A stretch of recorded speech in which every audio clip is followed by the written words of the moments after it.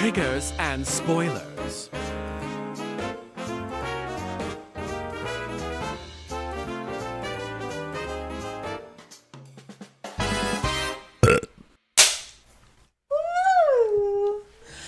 Welcome back to So I Saw a Movie. I'm Courtney. And I'm Jen. And we read some books.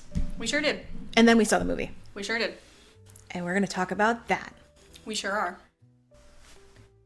So I read a book. What book did you read? Fahrenheit 451.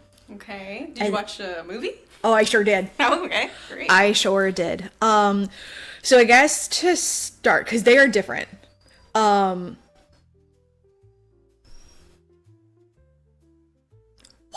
dude, that is dramatic. It's hard to be a mother nowadays, you know? To a dog. To a dog. Oh my God, stop whining.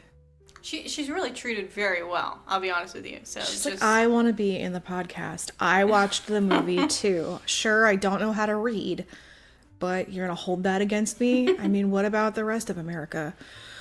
Okay, so I read Fahrenheit 451.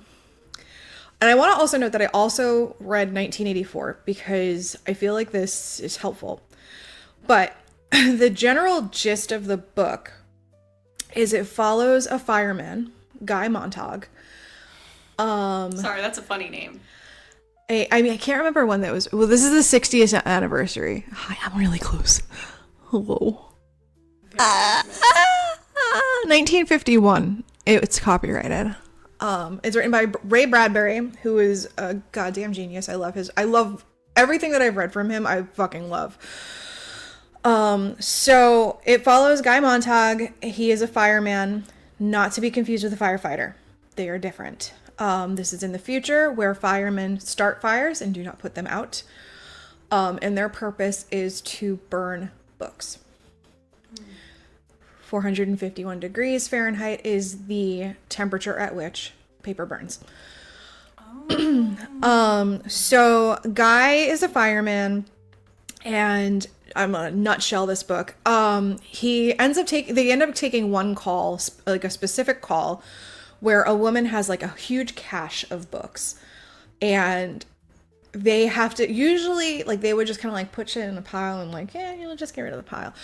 But these are like highly contraband items, and they say, we gotta burn down your whole house.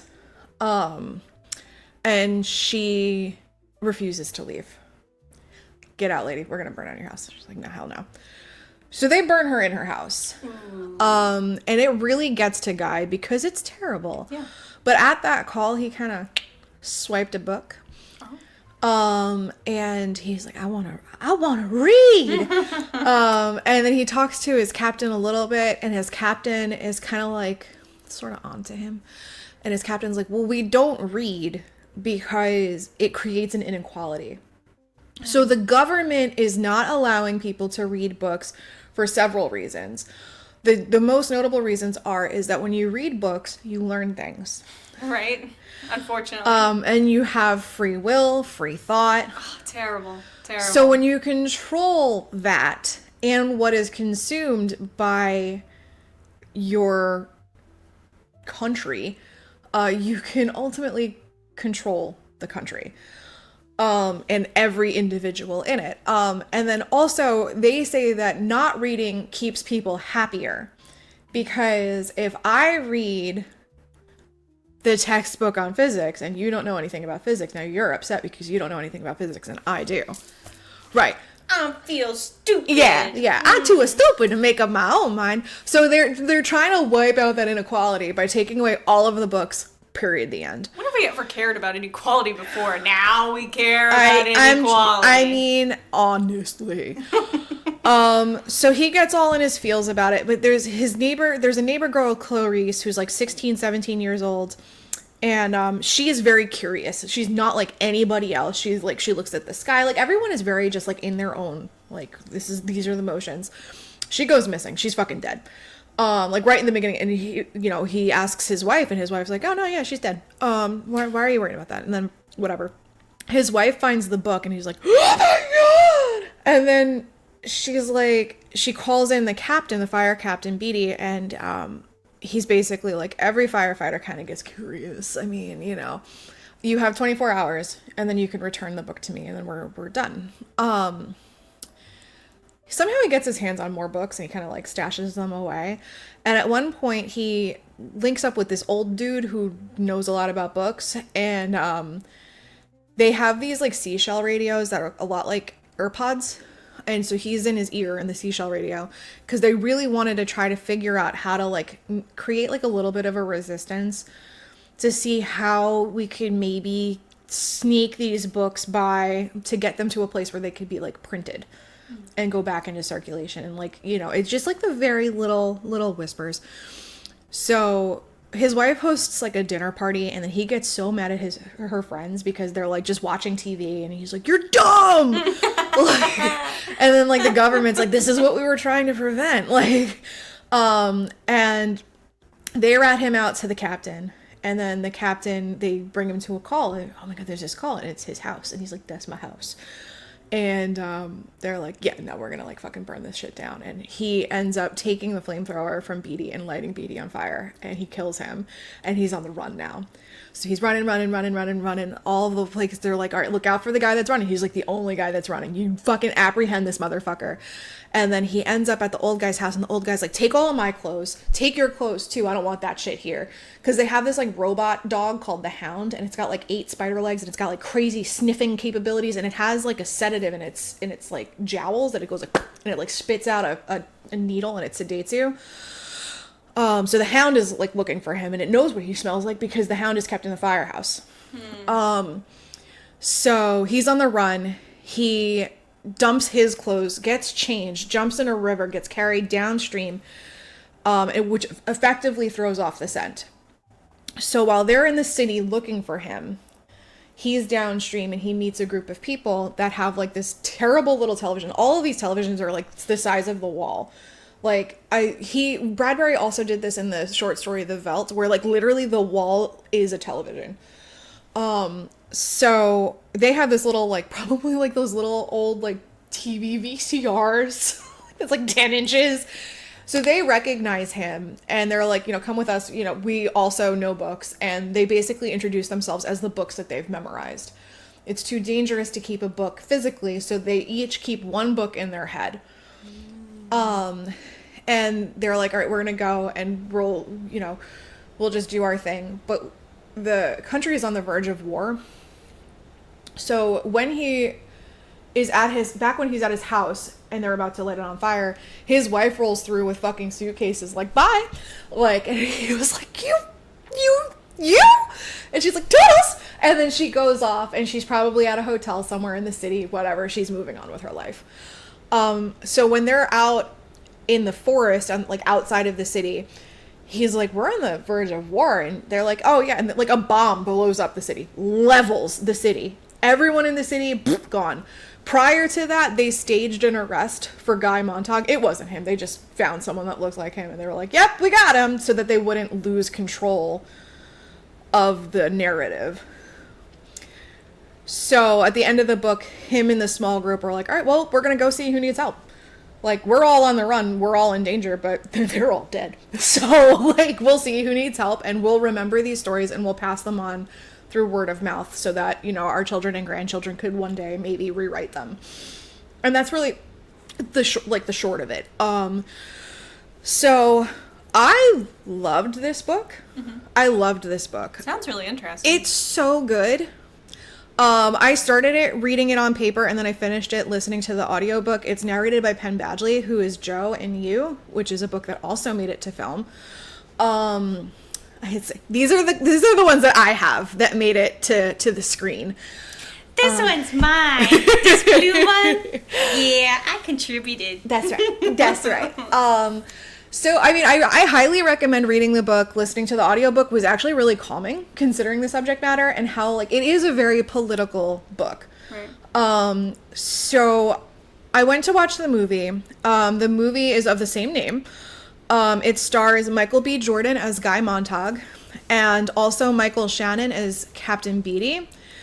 So, I mean, obviously we know who Michael B. Jordan is. Like, you know, he's in Sinners, he's in Black Panther, he's in stuff. He's kind of like in stuff. Kind of a big deal. Yeah, Michael Shannon's also in stuff. He's like the bad guy in that Superman movie, and like he's just got like the world's best resting bitch face. Oh, okay, so I spread misinformation. I'm going to put it right out here. He was in The Shape of Water, but he wasn't the fish guy. He was like the boss guy, like the mean boss guy. So He plays a good mean guy. he does. He does. So probably shouldn't have done that. There's a little ASMR for you guys. Yum yum yum boba yum yum yum yum. Except it's like the It's like the guy that fucking chugged it in his car. That's my favorite video on the internet. That is so good. I don't know how you could see the bubbles and not think that those are going to hurl into the back of your throat when you fucking suck on a straw. Some Sorry, people are guy. illiterate, man. Sorry, you know, guy. illiterate, no like, Illiterate, like no sense illiterate. of self-preservation. There's just lights are on, nobody's home. Nobody's home. So the movie came out in 2018. It's a sci-fi thriller. It's not a thriller. It's just sci-fi. So it's rated 31% on Rotten Tomatoes, 58% on Google, 5 out of 10 on IMDb. Meh. So my fun fact about this is that I got about a third of the way through Fahrenheit 451, and then I went to watch the movie to peek. I wanted to peek. And it was so different, I spent 5 minutes yelling, and I turned it off. But I did go back, and I did quietly watch the rest of the film. I started from the beginning, and it opens up, like, the opening credits are so cheese. They're so cheesy. Oh my god. It looks like a low-budget HBO series.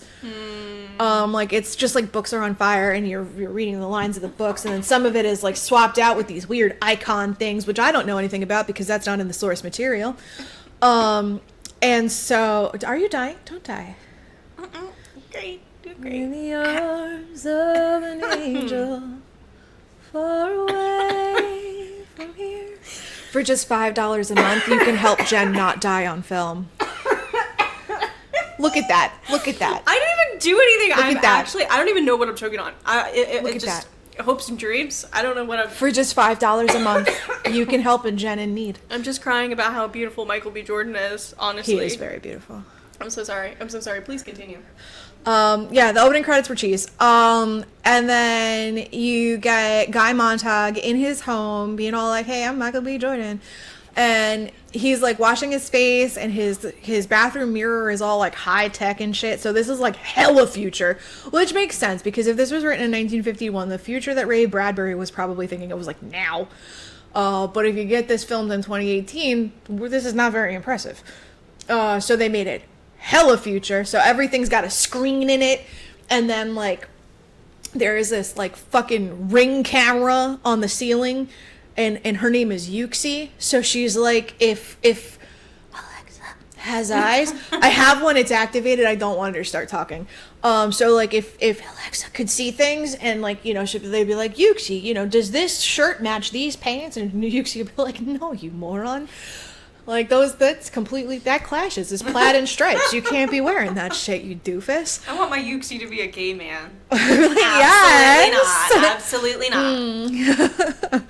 But, he's washing his face, and he's got the news on, and everything through here is called the 9. So the 9 is pretty much what either, like, Google or Meta aims to be, where it controls the news. It controls all of the media ever, like all of it, because you're not allowed to read books, right? So all of the media is on the 9. You got the news, you got social media, you got movies, you got television. You don't have books because those aren't supposed to be nowhere. So he's got the news on the 9 in his mirror, and then he's got these eye drops, and I thought the eye drops were just because like he's a fireman and he starts fires and his eyeballs are probably fucking dry as shit, but we learn later that there's like some medication in there, which was fucking weird. So anyway, he's getting ready, and then he goes into his job, and apparently they have Fight Club.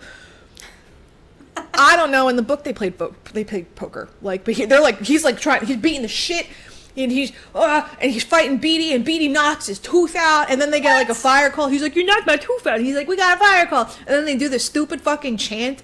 Because like they're called salamanders, like their mascot is salamander or whatever, and they're like, yeah, but oh, it was so dumb. Sounds dumb. And then they get to their first call, and their first call, they're like, we got the terrorists, the eels, and these are the people who are trying to get all of the contraband, like all of the antiquated technology contraband. They did not exist in the book. It was not a terrorist organization. There just were no books. So this is why I was yelling in the first. I was like, none of this is real! Like, what have you done? Look what they've done to my boy! So they go in and they break in, and then these guys, they have servers and computers, and we gotta get the upload. Enhance. Yeah, exactly. Enhance. It's like, oh, get it to the server. I got the thumb drive, and they're running, and then they bust down the door, and then fireman brutality occurs. Oh God. I told you it was very, very political. So the movie was more political probably than the book. And it also, I feel, pulled in some like 1984 elements where they're just like, we're gonna just bust in and beat you senseless. So they beat him up and then they drag him out, and it's a whole spectacle, and the whole neighborhood gathers around. They're like, yeah, get him, death to the eels, yeah, what are we gonna do? We're gonna burn for America, make America burn again. 2018, track it. Yeah. Ew. Yeah. It was Ew. thinly veiled political garbage. So clearly the firemen are MAGA. They're not the best dudes.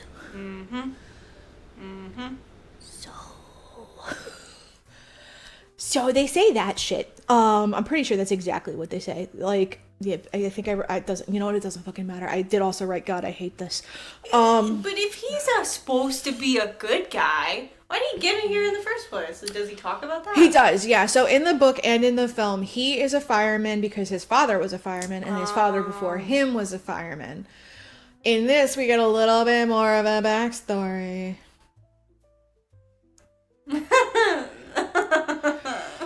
Read the book. Don't watch the film. Noted. You know, there's some that you could really just do one or the other. Read the book. So they beat the shit out of the eels and they burn all the contraband, and then they have this device that like removes their fingerprints so that their identity is gone, and then they're effectively burned. It's dumb. I'm sure they use a lot of like burn jokes, like a lot of puns. They do, babes. Oh, they do. God. Ugh. They do. I honestly, I'm a little disappointed that they didn't like somehow put in burn, baby, burn, just go and burn out. Like that would have been fucking amazeballs. Like nowhere in the film was that fucking No song. Johnny Cash. Right, like down, down, down the ring of fire, it burned, burned, burned till the flames came higher. Yeah, nothing. Yeah, that's just, how do you do that? Wasted opportunity, man. So they like fucking delete these people from the world or whatever, and they're all like, my identity. And me, personally, I'm like, yeah, dude, fucking delete my identity. Like, No more credit card debt? Oh, sign me up! Oh, I'll take it. Like, fuck yeah. I don't got nobody's after me. Fuck yes. And then it goes and it like cuts to like them later in the night, and then like Guy and Beatty are going to this bar, and they're all like, we're bros and stuff, and you know, Beatty's like, I'm gonna be the chief, and then you're gonna be the captain after me. That's not how that works, by the way. And he's like, this is what we've been working for our whole forever and ever, right, son? And I'm like, that's not right. You're a white guy, and he's very, very black. What in the Roger and Hammerstein Cinderella is that? Like, you're gonna tell me Whoopi Goldberg and this guy right here made that Asian guy? What are you talking? We got a white guy, we got Whoopi Goldberg, and we have an Asian prince. How did you make this happen? So I'm like, that's not your dad. And I'm like, I know that's not your dad. And he's kind of just like, whatever. Like, he like gets weird, and he just kind of like brushes it off, like, you know, you're not my dad. And You're not my dad! and then like they meet up, and like Clarice is in the corner, and I'm like, she's not old enough to be in a bar. And also by now in the book she was dead. So I'm like, wait a second. What are we doing here? Clarice is the female lead. So they just said, She doesn't need to be dead. She could just be in the movie. Yeah, because in this, Guy is single.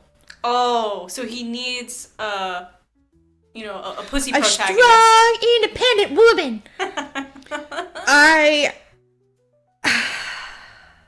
Yep. I was mad. I was like, Clarice was like 16 years old and she was just like full of wonder and wonderful. And like, she wasn't romantic at all. It was just like, what an odd duck. And then like, he was perplexed by her and how she existed. And then she died. But now they're like, And I now- smell a female. And now they're like, this is the only other girl in the book other than his wife. So naturally, they gotta fuck. So, Beatty's like, keep it in your pants. But he's using Clarice as an informant. And she's like, can you take years off of my sentence? Come on. Like, you know. And he's like, I don't know, we'll see. And like, so she's feeding them information on where they could find the next shit. So all through the city, they have these projection screens of the 9, like all on the sides of the buildings. They're just projected. So like, Guy is a celebrity fireman. Oh. Which is weird. Like, his face is everywhere. He's like, like, I'm like, burn plus 100 and stuff like that. And like, so that's also kind of where like, I feel like they got 1984 references in, because in 1984, they simplify language into newspeak. So like instead of being very, very good, it's very plus 2 good. It's fucking weird. That's a tough book to get through, but it's also very good. So it was just like stuff like that I was like, okay, all right, I see what we're doing here. So he's saying stuff like that, and then like they go to the same call with the woman with the huge cache of books. Prior to that, they do another fucking server raid, and the guy is like, they keep positing in the book and in the film. They posit that Ben Franklin was the first fireman and he never put out fires. He only started them. So the notion that Benjamin Franklin was a firefighter who put out fires is hearsay. It's completely like, it's heresy. It's like crazy. Like, that is just an insane lie. It's just insanity perpetuated to make you doubt what the fucking government's telling you. Blah, blah, blah, blah, blah. So again, in 1984, they rewrite history and they're like, no. Like, Abe Lincoln was not shot. He died in his bed, a very old man. Like, you can't find any proof otherwise. So like, there's a lot of parallels in that. And I think the books were only written 4 years apart. So it's not even like there were really parallels in the book. They obviously beat the crap out of this old man and they're like, fuck you, old guy. And he's like, oh, my nose. Oh, God. And, like, Beatty's like, how dare you talk about my father? And he gets like really weird about it. And then like, Michael B. Jordan's Guy, he has these like flashbacks here and there of his dad at a table, reading a book that was illegal when his dad, like, so he, like, this, it kind of like pops in and out through the film. So they go to the next call, and the next call is the woman with the large cache of stuff.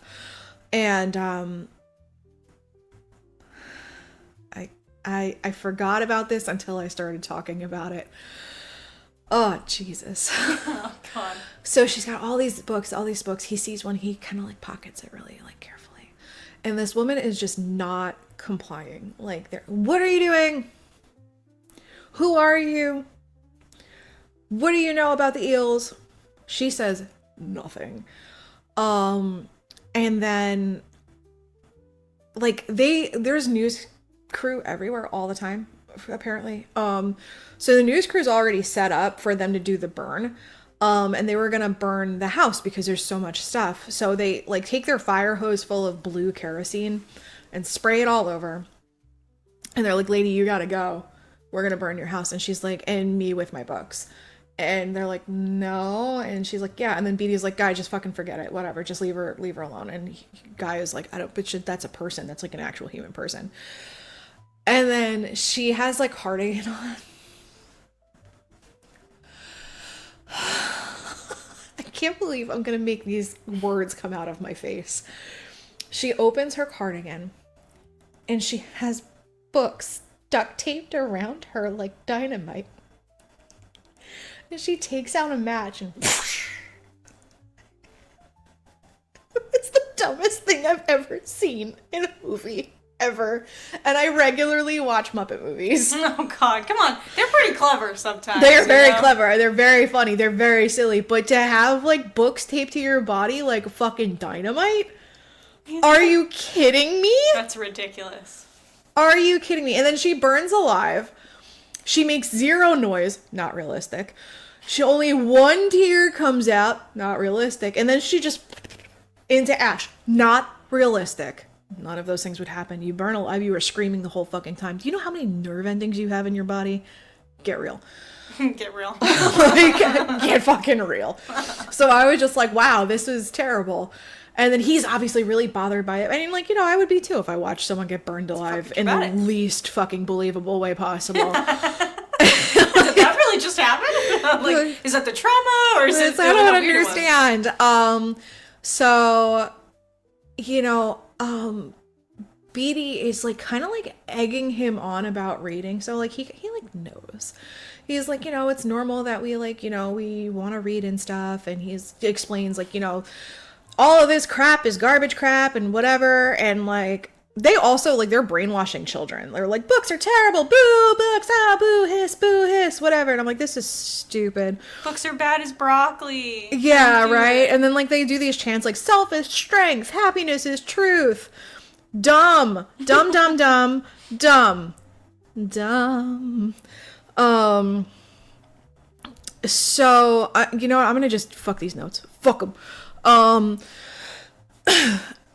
So, Beatty kind of knows that he, like, pocketed a book, and then he's trying to figure out what the fuck to do with the book, and he finds Clarice. Clarice is living in this fucking, like, low-income situation where it's, like, everyone's hanging out in the hallway of this beaten-up fucking apartment building. You know, the walls are falling down, babies are crying, nobody has washed anything, ever, including themselves, ever. You know, Clarice is like, I got this milk for you, lady. And she's like, thank you. I haven't had milk in a long time for my baby. And, like, you know, it's like, okay, cool. We're in dystopia. We have the haves and the have-nots. We have people with fucking televisions in their goddamn mirrors. And then we have people who cannot feed their babies. What about that inequality now? Right. So everything in Clarice's home is analog because she po. And, you know, Guy ends up over there and he's like, he sneaks in the book and she's like, you shouldn't have that. And he's like fascinated with an analog lamp because he like hasn't seen one since he was a kid. And he's like, oh my God, you could click it on and click it off and click it on and click it off. And so she reads with him. What, does he, like, not know how to read? Or? He does, but he's not great at it. Like, he starts reading out loud, and, you know, it's painful. That one kid during popcorn reading. Today, Junior! You know, so then she reads it. He's like, can you read it to me? And she's like, all right. And then they, like, start reading together, and then they're bonding, and it's so cute. It's so cute, even though she's dead in the book. And, like... Not a main character, just, well, you know what? Whatever, it's just fine. a child, Whatever. just a dead child. Just a dead child. That's terrible. But she was curious, so who knows if it was a natural cause or not? Probably not. I just wandered into this, you know, open trench. You know, they do that, those kids. They, you know, you gotta keep them away from the trenches. It's true. So, you know, she then, like, talks about going to a collective or whatever, or a compound or something where there's other people that do book stuff and stuff. And he's like, yeah, cool, yeah, cool. And he's like, Beatty, I don't feel so good. I'm gonna be off work. Oh no, that was in the book. Sorry. In the movie, he tries to resign. Oh. He takes off his jacket. And then Beatty's like, fuck you, put it back on. And he's like, no. And he's like, fuck you, put it back on. And he's like, no. And he's like, I know you took that book. I saw you hesitate with that eel. If you fucking cross me, I will burn you. You are not throwing away the 19 years I've invested in your starry ass. Put the fucking jacket back on. Fine. shit, well, when you say it like that, I guess. All right, fine. Well, I guess I'll keep working here, and I'll keep being a celebrity, or whatever. And then B's all like, man, pressure. So, like, he's like, get the fuck out of my sight. Fine. And then he gets out, and then Beatty's like, Yuxi, go dark, and Yuxi's like, going dark. And so she turns off, but then he puts like a lampshade over her so she can't see anything. And then he starts writing like fucking prose on rolling paper. I swear to God, it's like a fucking roll. Like it's not branded, but it's definitely bamboo. Like, and then he's like writing this shit, and then he burns it. So like, you know, he's a closet reader himself. You know, and you know about the people that are closeted. They're real mad when people are openly that. They get real mad about it. So, you know, he's just mad at all the open readers because he has to hide his identity. His reduality. Like, so, then, like, you know, Michael B. Jordan, he goes home. He's like, I'm going home. And then he goes into his bathroom and he's like, Yuxi, go dark. And she's like, roger that. And she's hanging from the ceiling. And he does not put a lampshade over her. And he goes into his stupid little fucking vent and he pulls out a whole, like, bunch of fucking contraband, antiquated technology. There's, like, a Blockbuster video in there. There's, like, a fucking rotary phone dial. And then he's adding his book to this shit or whatever. So, you know, as you can surmise, the camera saw that. Right.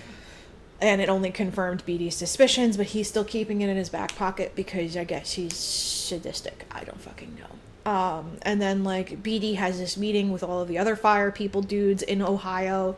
One of the guys is the DEA agent from Weeds that Nancy Botwin, like, was with and then had killed. So I was like, hey, I know that guy. And they're like, you gotta get this shit under control. And he's like, but I'm trying. So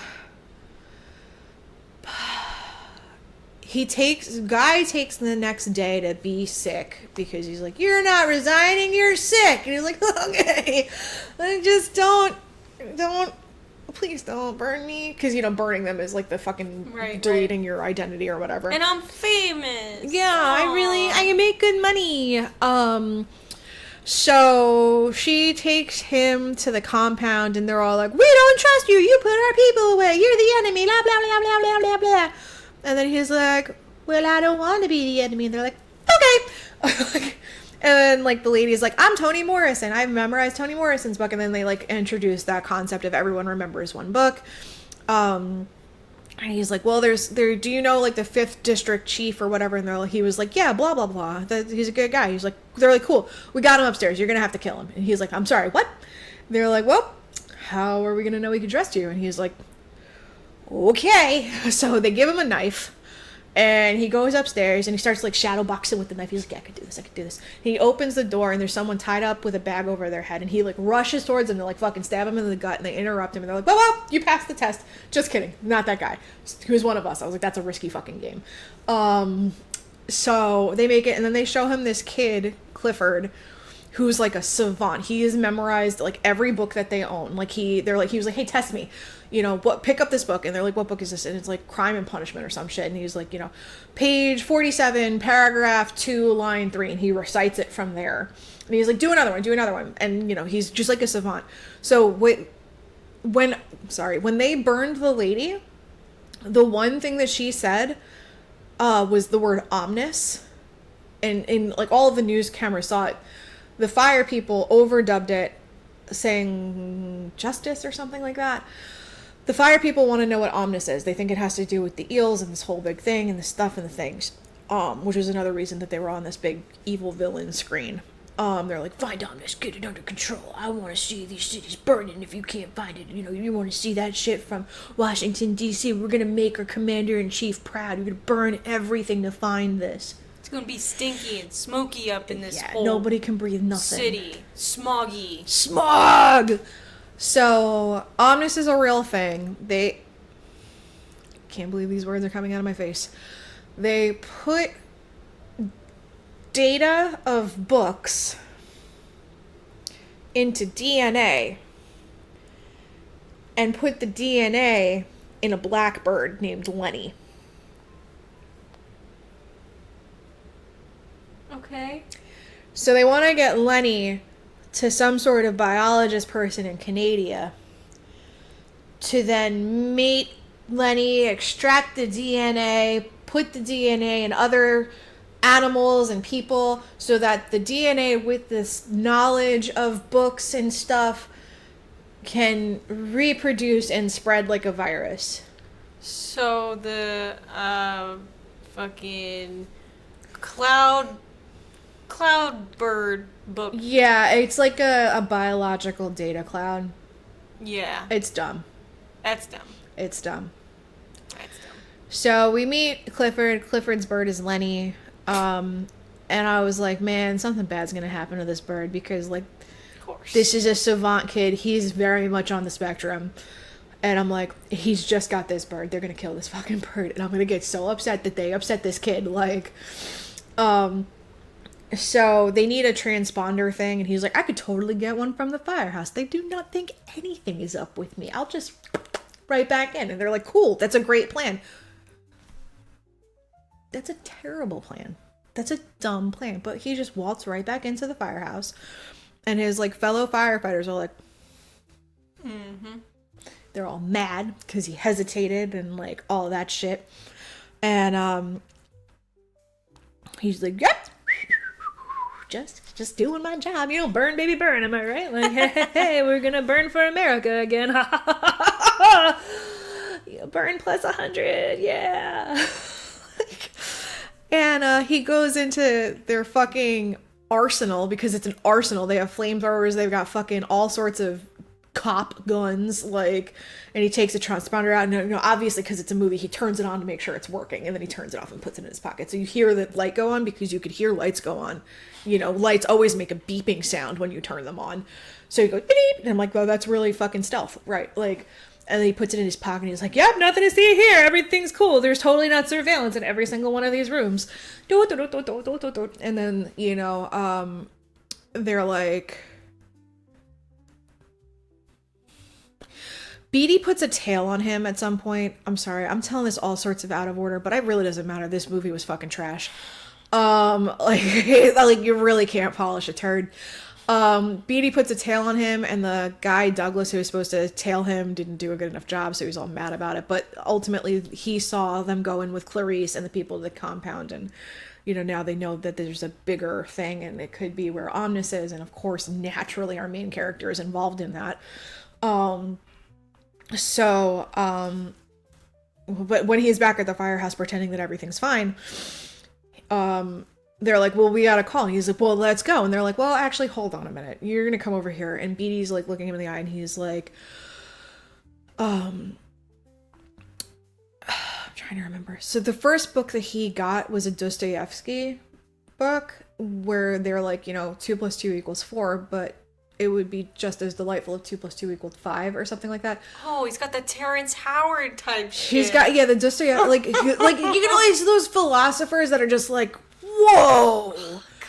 Do you know Terrence Howard? No. He's an actor who just, like, woke up one day and decided, I should be a physicist, and now he's, like, making up math and just talking about being great and stuff. So, like, Neil deGrasse Tyson read the paper that he wrote and, like, basically marked it off with a red pen and was like, garbage, garbage, garbage, garbage. Breaking news, you're dumb. Yeah, it was literally that. Yeah. It was fucking awesome. That's incredible. I did not know about that because I live under a rock. That's okay. But yeah, so what is it, Fredor? He's Fred something Dostoevsky. He's weird. But like it's like a real life book, and he'd really like posited, like, you know, 2 + 2 = 5, which is also another nod to 1984, just putting that in there. Because they really say, like, you know, if I told you 2 + 2 = 5, like, what does 2 + 2 equal? And like our guy Winston's like 4, and like he gets tortured over this. Holy shit. Yeah, like 1984 is fucking crazy. So like I keep noticing those things. I'm like, all right, so this fucking movie maker guy read both of these books and then got really upset at the election of Donald Trump and made this movie. He's like, that's literally what happened. He's like, well, I read 2 books about a dystopian future that, well, let's go. I mean, I'm entirely wrong. Oh, and that's why he created the woke mind virus, but like put it in the bird. What they're talking about is real. It's Trump derangement syndrome. So that's why, like, when I came in yesterday and I'm like, I watched it. It's weird. There's a lot of layers to this here. Like, I want to say objectively that it was like a trash garbage crap movie, but like there were so many parts of it that I'm like, oh, well, that's cool. That's from 1984. That's cool. That's from Fahrenheit 451. That's depressing. That's from 2018 America. Like, and I'm like, wow. Like, because I remember 2018 America. It was a sad time. The vibes were not excellent. Oh, if only 2018 America could see us now. Buckle up, Buttercup. Wow. They woo! They did it. Sequel, baby. They did it. The sequel. You know when they say never make a sequel? Never make a sequel. So Beatty's like, you know, what is 2 + 2? And he's like, 4, you jackass. And he's like, no, it's not 5. And he's like, what are you talking about? Oh, I don't... No, that's crazy. Why would I ever think that 2 + 2 is 5? Where could I have ever... What? Like, he's like, no! And then he pulls out a copy of Crime and Punishment. And guy's like, why do you have a book? He's like, I want you to read it to me. Well, I thought you said we had a call. Yeah, we'll get to that. All right, well... And he opens up a page, and he starts reading it. And then Beatty takes out his lighter and lights it on fire. And he's like, keep reading. And it's in his hands on fire, and he's trying to read it, and the page withers away, and he gets frustrated and closes the book, puts out the fire. And he's like, keep reading. So he's going, and he lights it from behind. So the cover goes on fire to burn his hands. So keep reading. And he's like, what's your problem? Okay, now we can go to the call. This is my house. Yeah, we got your shit here. And it's like his pile of contraband plus extra shit. He's like, that's not mine! And then Yuxi is like, your fans are very disappointed in you. You owe them an apology. Do you have anything to say to them before we get started? And like, he's broadcasted. Like, the news is there. Like, everything is like, you know, star fireman Guy Montag is a fraud. He's a terrorist. And so he's like, so he takes the flamethrower and he starts setting his stuff on fire. And during that, he has flashbacks of his dad. And his dad handing him a book, encouraging him to read. And his dad being found out by his fellow co-workers and going through the same thing, having to burn his cash. And Beatty was there in the flashback. And I guess he never really, like, he, like, locked that away. And, like, his colleagues beat the shit out of his dad, like... So it was like a real big thing, and I think it's alluded to that he was killed. He's definitely not alive. So he's remembering all this. I'm destroying my stuff. He's destroying his TV screens, and they're literal like projection screens. He's destroying those, and then he sees like his face being engulfed in flames because it's projecting the news that's him, and it's just like the snake that eats itself. And then they bring him outside, and it was like it's a spectacle. The whole neighborhood's, you know, booing and jeering, you know, oh God, you're terrible, you're a traitor. And they go to take his fingerprints, and he wrestles out of Beatty's grip, and he grabs a fucking flamethrower and he points it at Beatty. And Douglas, the guy that was supposed to be tailing Guy the whole, like that previously, was like, no, don't do it. And then he turns it over. He turns to Douglas with the flamethrower, and Beatty's like, do it. And, like, Douglas is like, Captain! And he's like, do it. You want to add murderer to your list? Go ahead. Fucking light the fire. Throw the flame. See if I fucking care. I don't. You're never gonna do it. And then he turns back to Beatty, and then Douglas makes a move to get it, and then Douglas is on fire. Douglas is dead. And now he's a murderer, and he goes to Beatty, and no, I can't do it. And I'm like, that's not what happened in the book. Beatty's dead in the book. Like, that's not what happened. And then he goes on the run, and... Oh my God. You should have killed Beatty while you were at it. Like, why the fuck wouldn't they do that? Fucking dumb. And then he runs back to the compound like a fucking winner. Oh my god, bro. What? And they find, like, they cut him off. Like, so Yuxi found a faster way to, like, Yuxi predicted where he was going and found a faster way to get there. So they show up around the same time he does, and they're fucking torching the fucking everything. All of it. People run into the barn. They torch the barn with the people in it. They don't give a fuck. And he's trying to get around the compound, and, like, Beatty is waiting him out. Beatty's trying to see when he'll show himself. He's definitely coming to the compound. He'll definitely show himself, you know. But Beatty saw Clifford go in the barn. The barn is on fire. So he runs in. He sneaks in the barn. Beatty sees him just as he gets through the door, and Beatty follows him, not running because, you know, villains never run. No. They don't do cardio. So he sees Clifford's passed out on the ground. He's like, dude, wake up. And then, like, this kid's just like... And then the bird is just like, tweet. Like, so he takes the bird and he's trying to do the transponder thing. And I don't know how he's adhering it to the bird. At one point, I really just thought he was shoving it up the bird's ass. And I really couldn't figure out what was happening because he was just like with the bird. And I'm like, what are you doing? And he's just really futzing with the bird. And Beatty's just like, da-dun, da-dun, dun-dun-dun-dun-dun-dun-dun-dun-dun. And then he turns around and he's like, what bird? like he's like, I don't have a bird. Yeah, exactly. Like, there's no word here. And then, like, you know, they don't go into the full villain exposition, and he's just like, Beatty points the flamethrower at Guy, and he's like, give me the bird. And he's like, no. And, like, something about, like, well, you're gonna have to do it. You're gonna have to kill me. And he's like, man, I thought that you would have been better than this, son, or whatever the fuck. And, like, it's just, like, there's hesitation, and he just, like, lets the bird go. And then Beatty pulls the trigger, fucking sets Guy on fire. Guy dies. You don't see it, but it's, I mean, you know, nobody's since survived that. And then you get the cinematography of Lenny flying to Canada to where he's supposed to be to spread the Omnis virus of knowledge and complete awesomeness.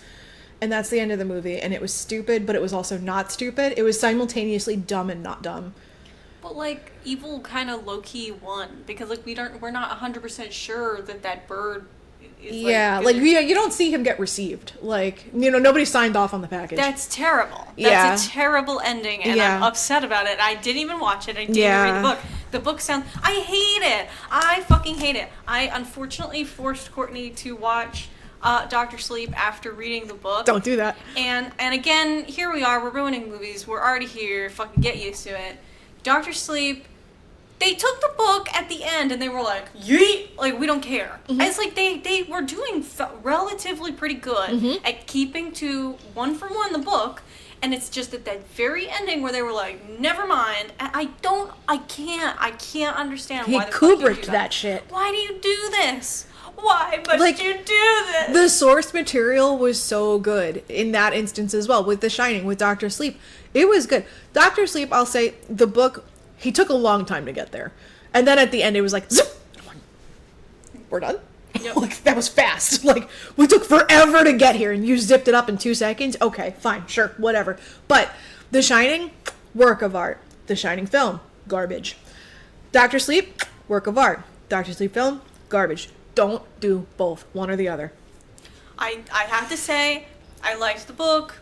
I mean, I liked the book a lot, and then I liked the movie, and I was really impressed by the movie at, like, how, like, much they were keeping it one for one until the very end. And when I tell you how upset I was fucking upset. I was really, really, really fucking upset.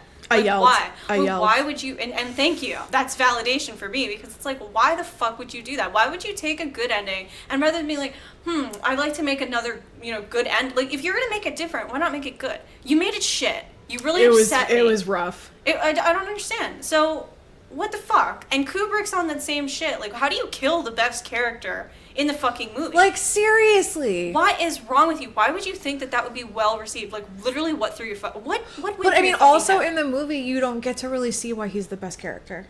That's he's also just true. like, hey, I'm a cook, going to Florida.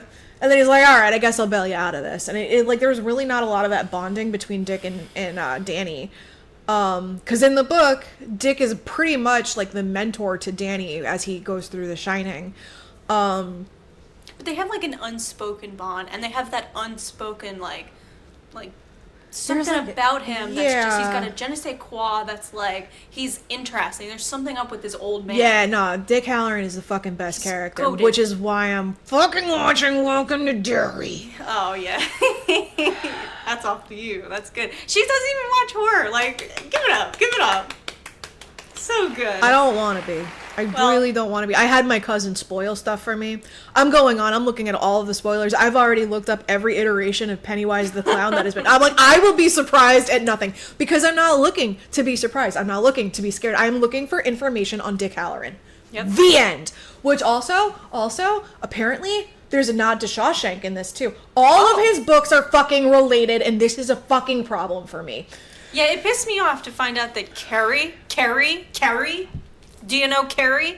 She has The Shining, apparently. And if you don't believe me, go look it up on Google. Carrie can shine. Which is crazy. And then if you know anything about Dr. Sleep, Abra, frickin' what the fuck's going on over here? His, like, books are doing the Human Centipede. He's got one trick. Come at me, Stephen King. Dude.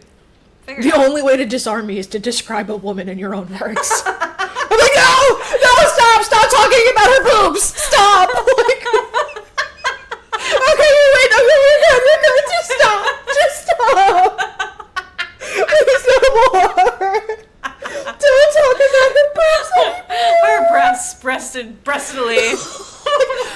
I want to say that like Bazonger Jugs or something like that was in like Dr. Sleep, and I was just like, yeah, that should be illegal. Like I will give it up to you, sir. You are really good at writing shitty people, like the shittiest people. Wow. And their inner monologue is just, that's pretty good. So I'm a little like side eye, major side eye, like that, and just like, you know what would be really fun?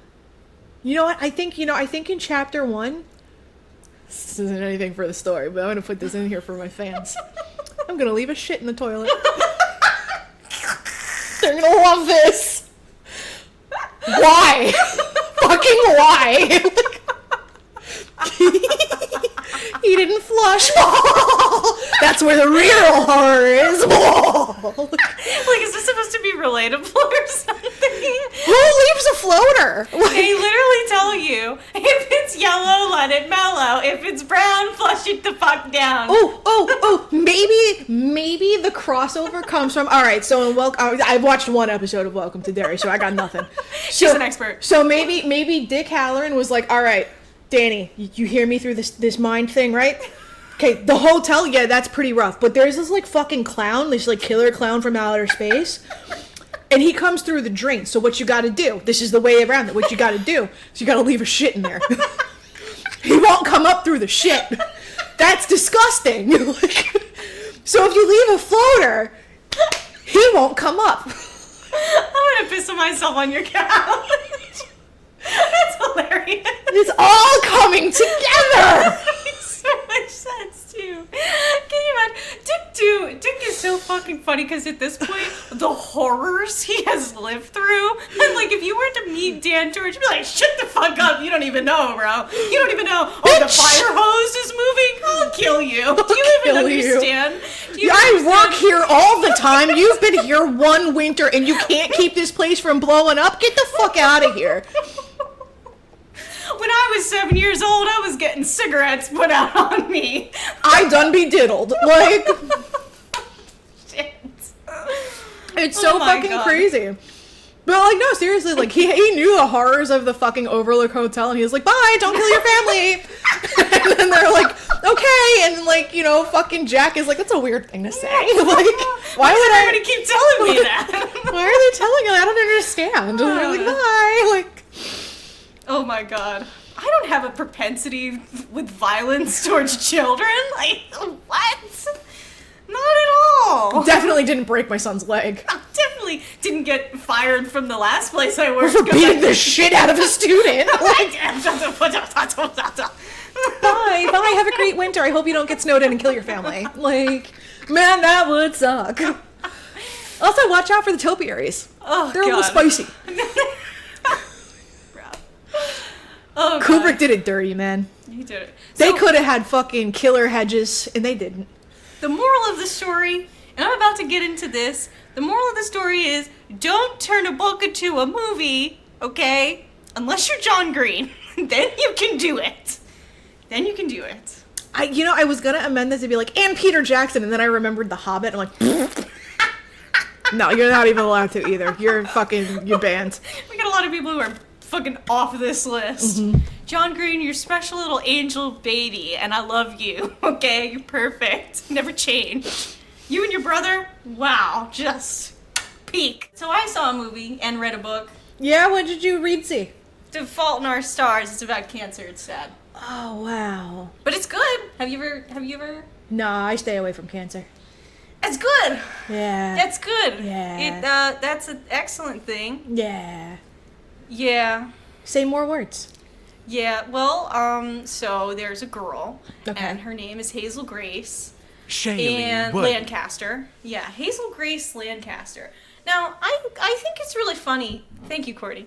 I think it's really funny how, like, with these middle school young adult books, they have these, like, ridiculous names, and they always do this really fun thing where they just say their full names, like, in casual conversation.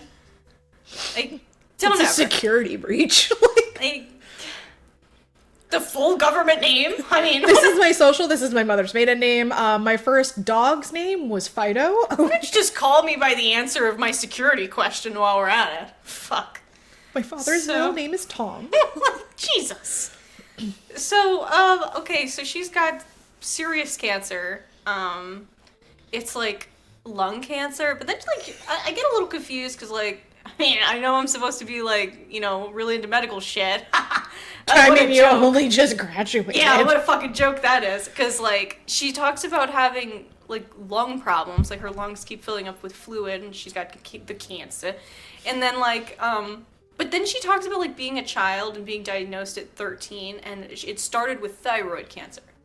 So I don't know. I'm not 100% sure. Like cancer apparently is very complicated, so I'll at least give myself a little grace here. Cancer's like hyper complicated. So, but I don't understand like how it goes to the thyroid to the fucking lungs and stuff. So I don't. If you know anything about that. I mean, they could be different cancers, or it could have just spread. I'm. Well, because I mean, don't you have like glands here and shit too? Yeah, you got like it's pretty lymphs close. and stuff. Yeah. So, and that makes sense that like her lungs keep filling up with fluid. Well, yeah, lung cancer does that too. Yeah. So, So it's a bitch. it sucks, and so Yeah. basically she lives off an oxygen tank. She's got a cannula all the time, literally all the time. Terrible. Anytime she's like active, she's out of breath. Like she can't. Well, Even right, with her the lungs cannula. don't work. Yeah. So her lung. She actually says that like my lungs suck at being lungs. So it's like a great way to put it. But anyway, she like is really into books. Her favorite book is called An Imperial Affliction. It's not a real book. I looked that up because I was curious. And her like one of her favorite quotes, or one that they really like circle in on a lot, is "Pain demands to be felt." It's something that resonates with her, and it resonates with a lot of the people that she meets in her life, that have cancer. And you'll find that she comes to, meet a lot more people with cancer because essentially her mom and her doctor say that she's depressed. And so they're like, you should go to group therapy. So she goes, and she's not happy about it. She's all like, oh, this shit sucks. Everybody's lame. I'm cool. She's very pretentious. I'm not gonna lie to you. But that's okay because she's got cancer. So, she can do whatever you want. Yeah. You can do whatever you want.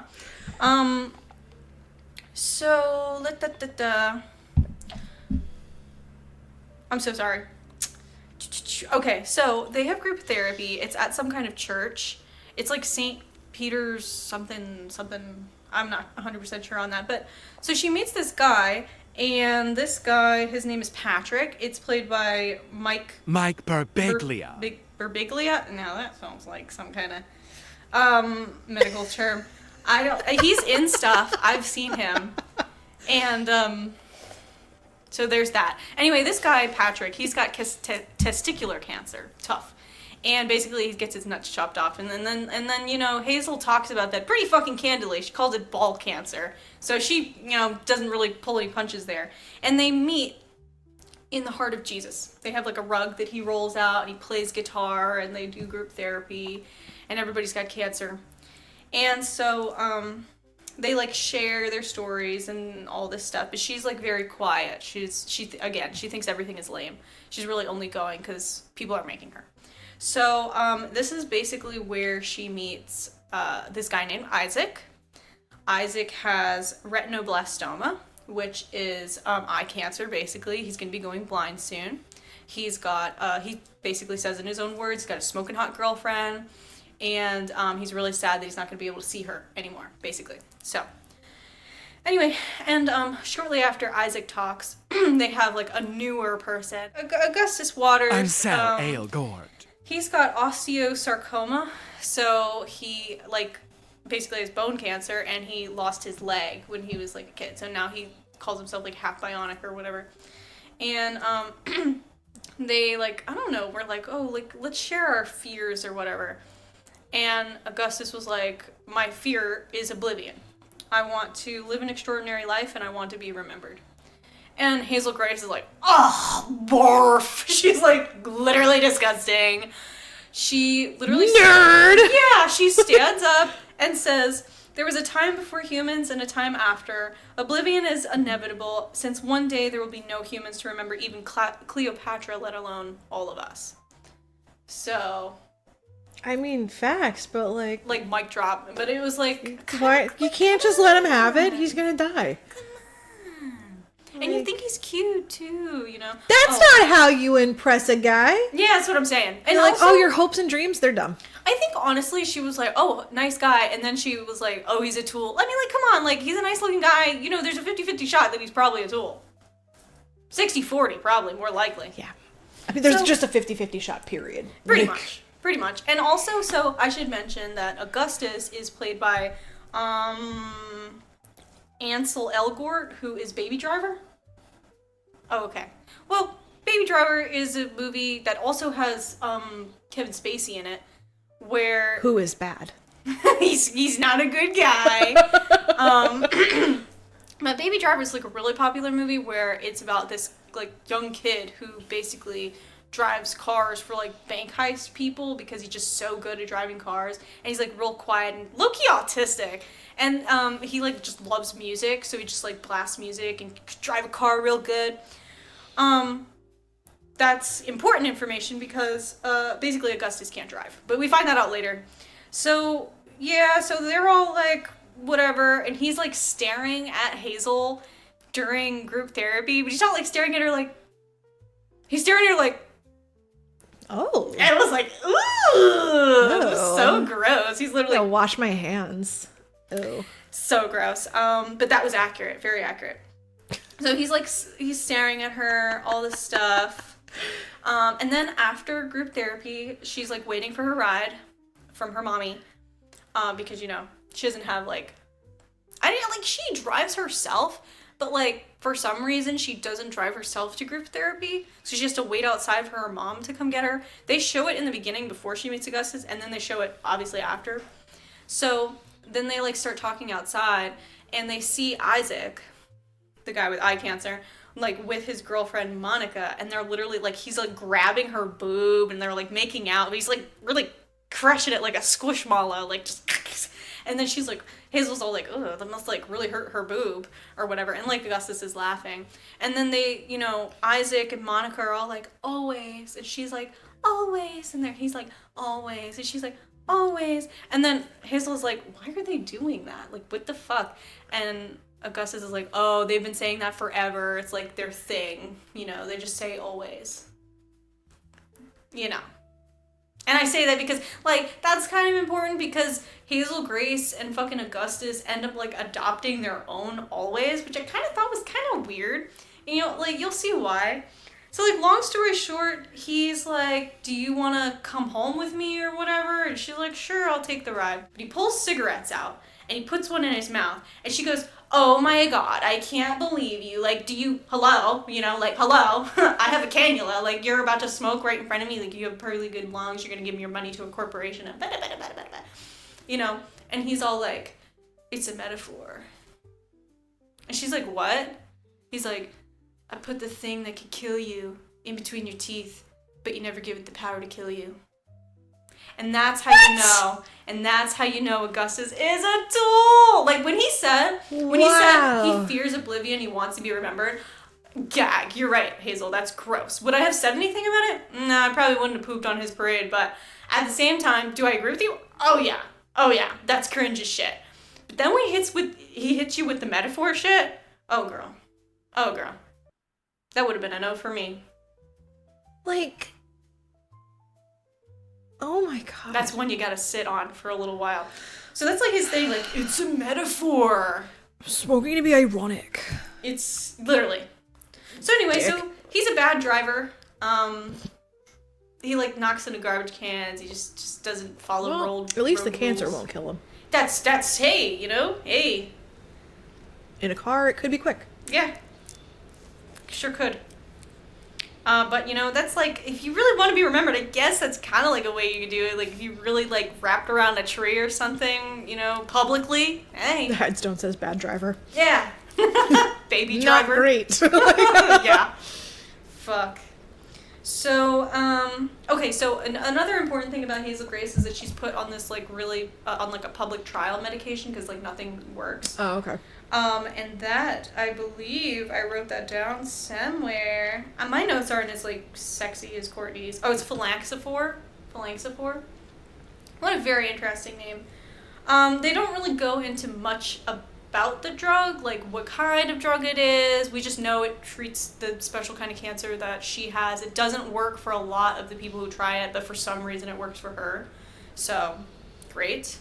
So all that stuff, and then, okay, so they get to the hizzy, and Hazel meets his parents, and like he introduces her as Hazel Grace Lancaster.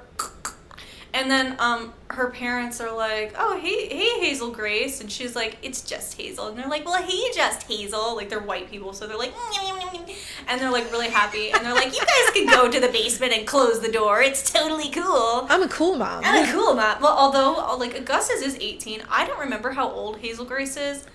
But who knows? Can you imagine? That's a technical fact. That's what I'm saying. So you never know. I mean, these are kids with cancer. They could be, They could be of all ages. It's not 18 plus. They don't say that on the door. So you don't know. Yikes.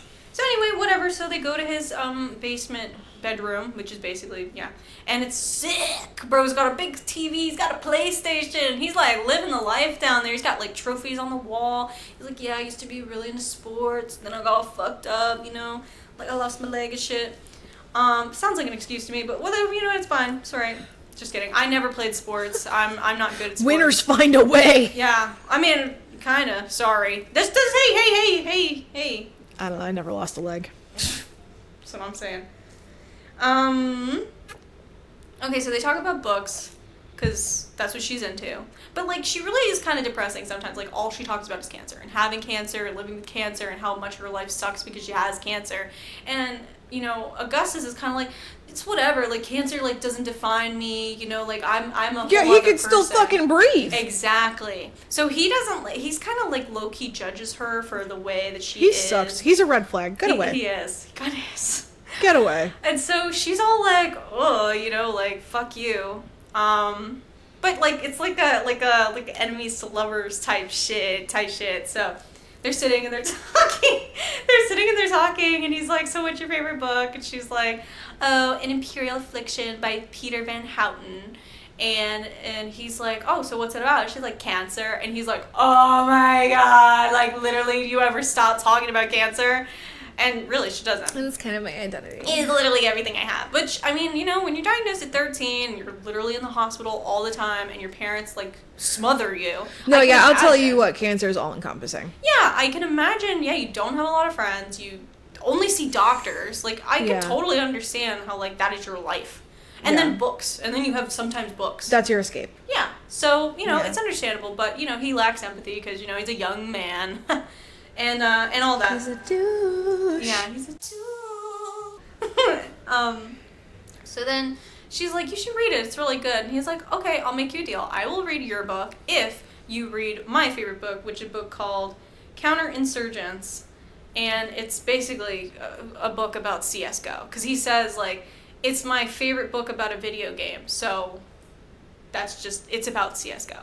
And he goes, well, it's about leaving a mark on the world, it's about courage, it's about unity, it's about fighting for what you believe in, it's about leaving your mark on the world, and blah, blah, blah. And it's like, Bro, are you doing anything to leave a mark, or are you just talking about the mark? What is it, a skid mark? What are you doing? yeah, it's a skid mark, bro. I can't tell if it's You're from doing the a lot tire of talking and not a lot of doing. Let's go. Yeah. So everyone is fucking pretentious. I mean, Every at least, single like, one. fucking beat someone up with your prosthetic. Like, at least do something.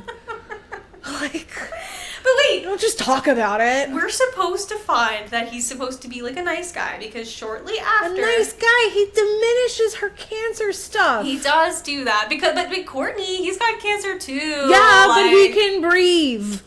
He just walks with a limp. Many men, many with death on me. Oh my god. So whatever. So yeah, he kind of diminishes her cancer a little bit. And the way she lives her life, he kind of makes fun of her for that. No, he's great. Yeah, he's fantastic. But The greenest of flags. So fucking, like, I don't know, she goes home and she's waiting to hear from him because he's supposed to be reading her book, supposed to be telling her, like, how much he loves Oh, it. you're using the term supposed to be. It's supposed to be. Interesting. What is this great guy doing instead of reading her books? Well, she's just waiting around, and again, Yeah. I said that, and I was like, damn, this like life must be so isolating because you don't have many friends, and you just meet a guy, and of course, like you're like literally looking at your phone all the time because like you found a little bit of dopamine, you know. So it's like she's waiting, and her parents, because they're helicopter parents, but of course, I mean, why wouldn't they be? They're trying to get any minute they can with their kid that's not going to make it, fucking... And also, they've had so many drop of the hat moments, like where her lungs fill with fluid and they got to take her to the hospital, that they're like constantly on like very, You good? Yeah, You good? all the time. Good. So it makes sense. So they can clearly see that she's like waiting, she's a little anxious. They're like, oh, so what's going on? And she's like, yeah, I met someone, blah, blah, blah, yada, yada.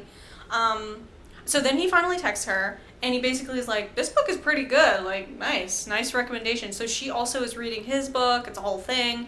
And then he randomly calls her while she's eating dinner with her parents. And, like, they're a tight-knit family, so this is obviously like a side-eye moment from her parents who are like... I can't believe you're doing like, this right now. ooh.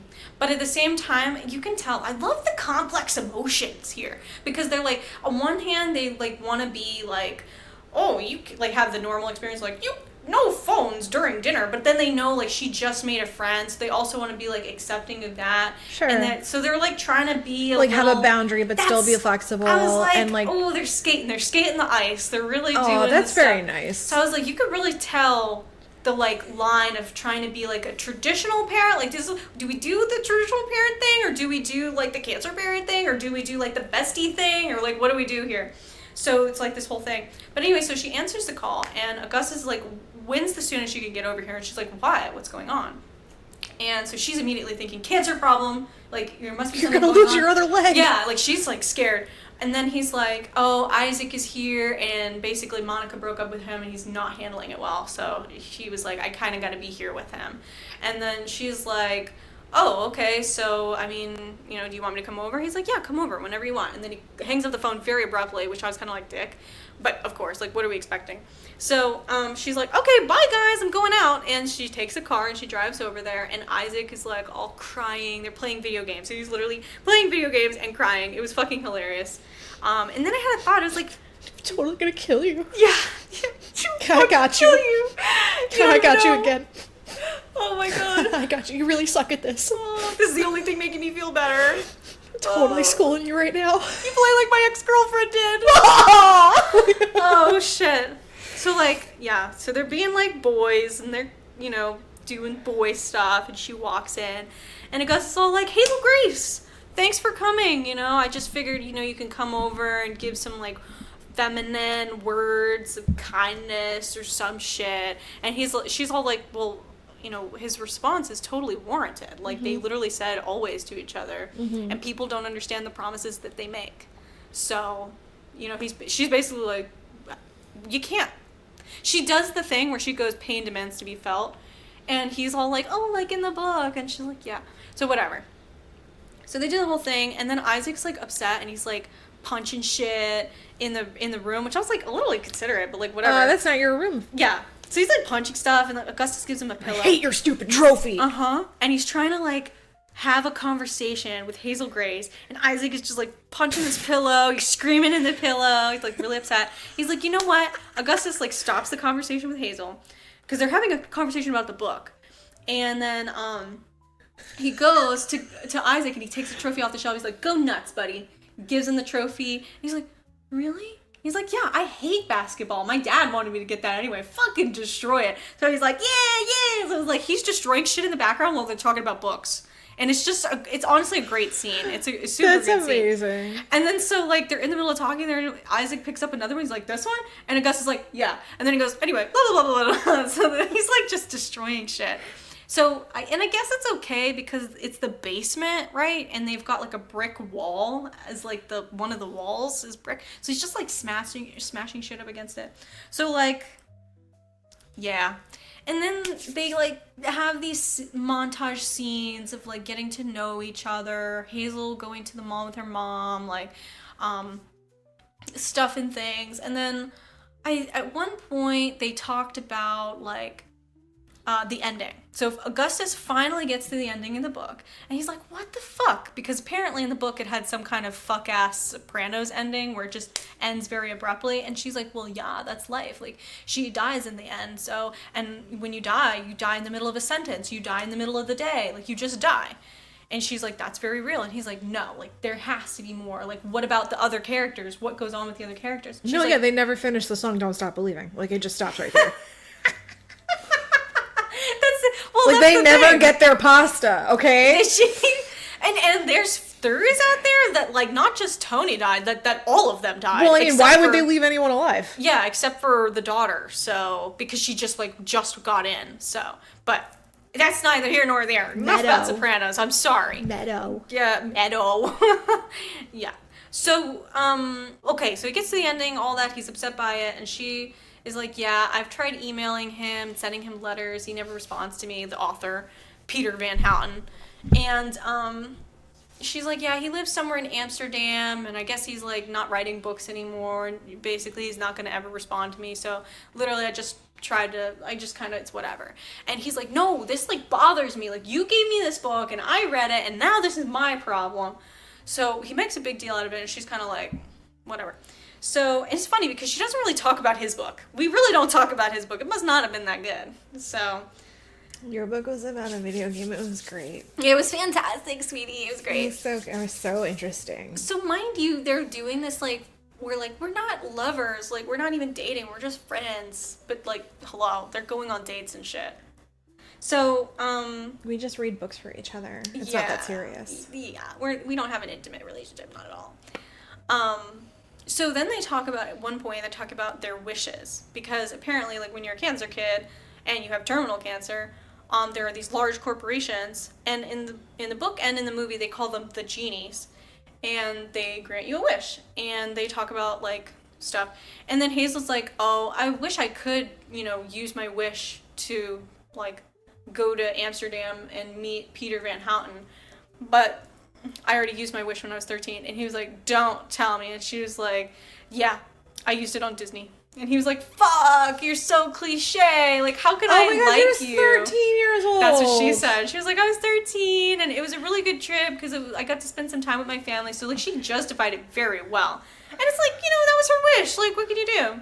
So he basically says, like, I haven't used mine yet. And then she's like, and he's like, I'm not gonna use my wish on you, like, sorry. And then, it's like, we're not that serious. We're not that serious. So, like, they have this thing, and then more stuff happens. It's just, like, them being cute and whatever, and talking, getting to know each other. And then they start doing this thing, which is okay, which is their always. So they turn always into okay.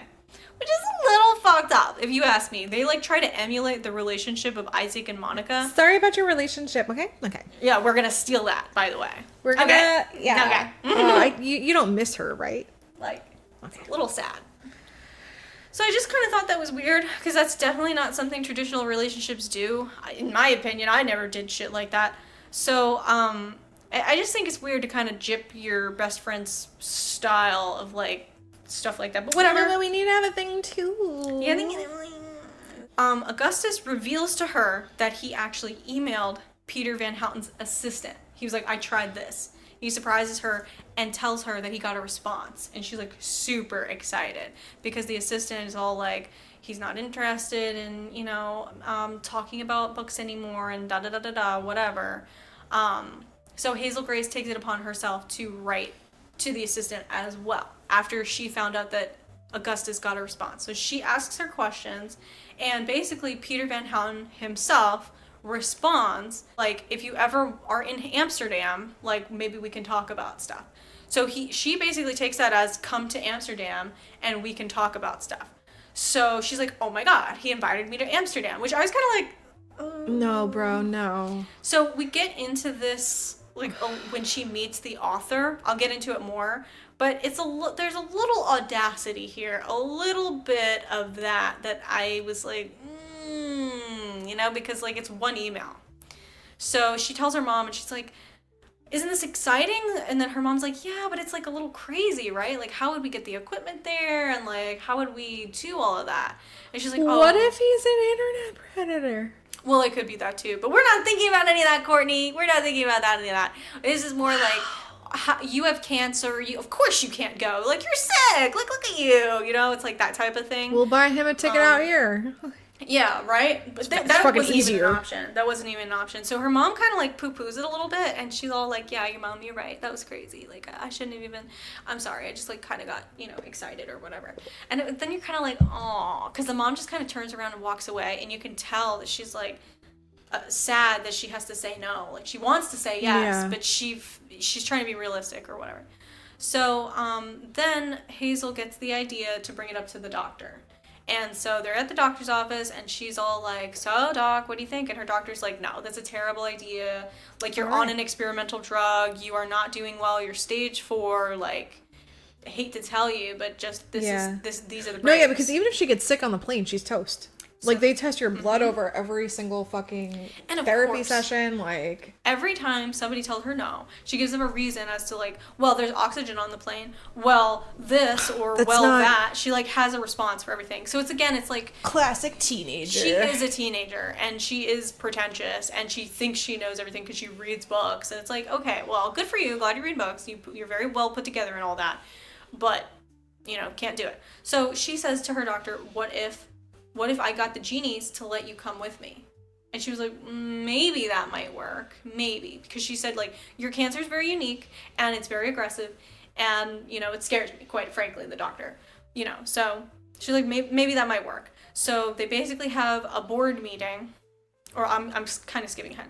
So she has this meeting with the doctor, and coincidentally, the night of that conversation, her lungs fill with fluid, and she has to be rushed to the hospital, and they have to drain her out. And so now she has a drain, basically, and it's literally attached to her. And now she's all like, fuck, now they're absolutely not going to let me go. So she's all upset, and Augustus is, like, texting her and calling her because he's all excited because he's thinking maybe we can go to Amsterdam together or whatever. So, yeah. So he basically ends up telling her that he's not using his wish on her. He is curious. He wants to do this trip himself. He wants to go meet Peter Van Houten, and they're letting Hazel come with him, basically. So, but she stops talking to him. She basically ghosts him. That's not cool. Yeah, because she's all like, I'm a problem. I'm not going to live very long. I don't want him to get excited to be with me, and then it's just something happens to me. She's all, like, very flagellating. So why not just discuss that with him? Yeah. Well, you would think he would understand, obviously, because he's got cancer, and he really does like her. Like they met in a support group. Mm-hmm. And he's very pretentious in the beginning, but he really, really softens up for her towards, like, the whole part of the movie. You can just really see him falling in love with her, which was a really beautiful detail, because he's really so much himself, and then he softens with her ideas and the way she thinks about things being so different from him. It's very beautiful. So all that stuff. He even takes her, like, to reveal to her that he had used his wish to go to Amsterdam and meet Peter Van Houten with her. Like, he even set up this elaborate park date where he took her to the Funky Bones sculpture. I'm not sure exactly where that is, wherever they are. which is this like big skeleton that you can like sit on and children can play on. That's cute. And he did it as like a nod. Like he thought of everything. He made sandwiches that had Dutch cheese and tomatoes. And he wore like a sports jersey of like a person from Holland or something. So he did like all this elaborate shit. That's just to, so sweet. It was really freaking sweet because it showed how much he listened to her and how much he was really absorbing her. I really enjoyed that part because he goes from being like very like icky to being like, okay, I see you, girl. I see you. I feel it. I'm with it.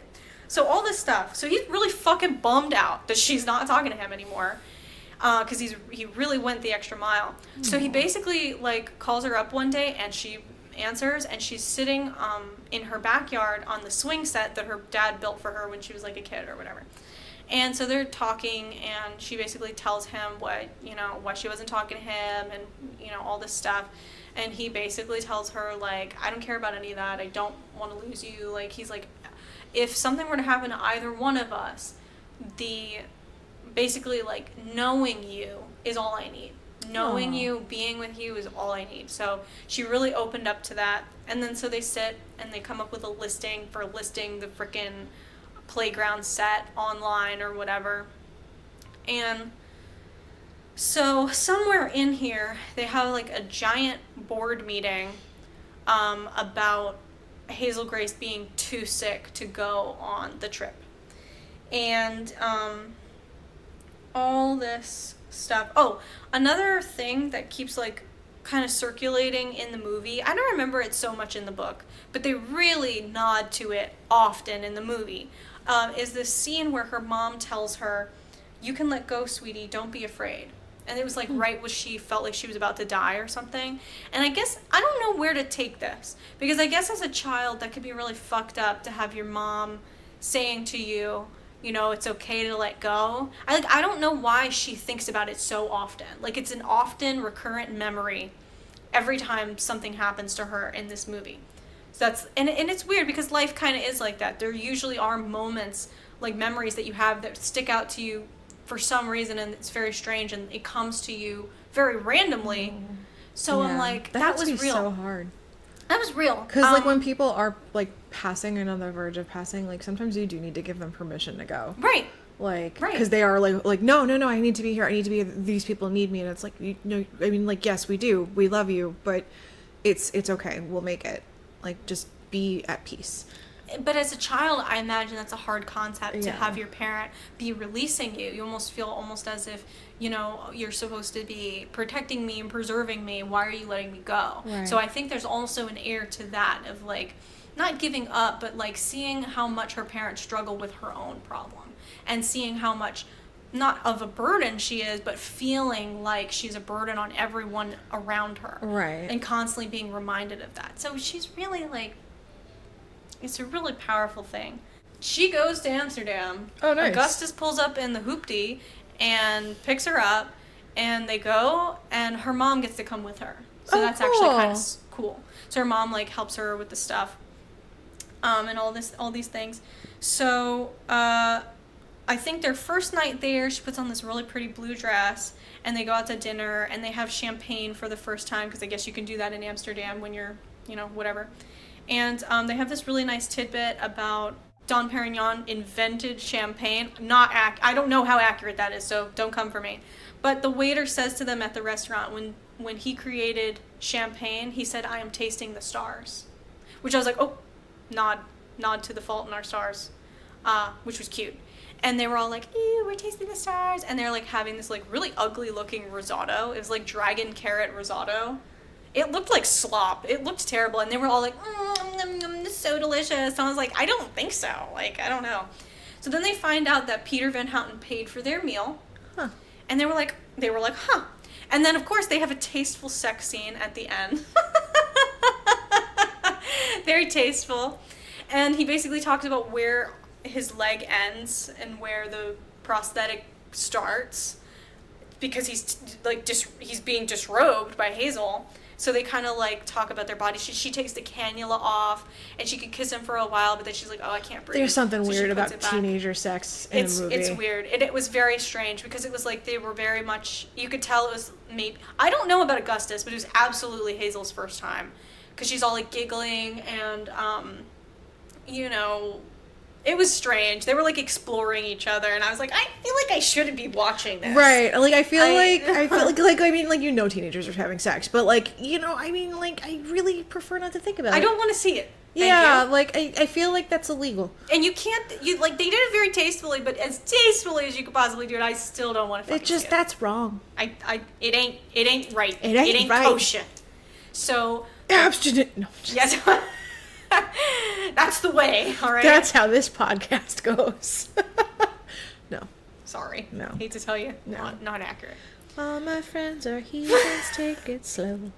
They go to meet Peter Van Houten. Himself. It's the guy. In the flesh. Yup. And they meet his assistant, who's, like, super hot for some reason, like, just randomly super hot assistant. And then they get into this, like, really crowded, very tiny, narrow apartment. And there's books and alcohol and there's shit everywhere. And she looks very put together. And then, of course, the author is William Dafoe. Dafoe? Dafoe. William Dafoe. Yes. And he's all, like, cranky, and he's, like, an author. So he's like, nobody understands me, and I'm, like, all depressed and shit. But he's, like, you know, they're talking, and, you know, they're making light conversation at first. But he's also kind of being a dick.